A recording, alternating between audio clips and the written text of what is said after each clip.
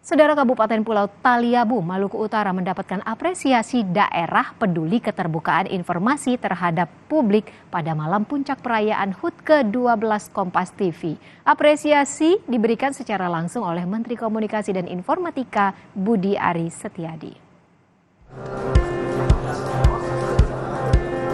Kompas TV memberikan apresiasi kepada kabupaten yang baru saja berumur 10 tahun untuk kategori daerah peduli keterbukaan informasi terhadap publik. Apresiasi diberikan karena Kabupaten Pulau Taliabu dan 4 daerah lainnya dianggap telah melakukan fungsi strategis dalam keterbukaan penyampaian informasi publik seperti yang tercantum dalam Undang-Undang Nomor 14 Tahun 2008 tentang keterbukaan informasi publik.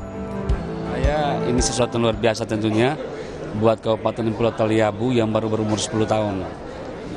Dengan ini tentunya kami akan lebih baik lagi dalam pelayanan publik untuk keterbukaan informasi dan yang lainnya.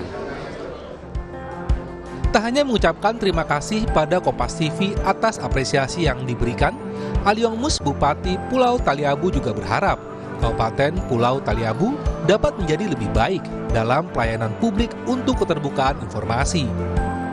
Tim Liputan, Kompas TV.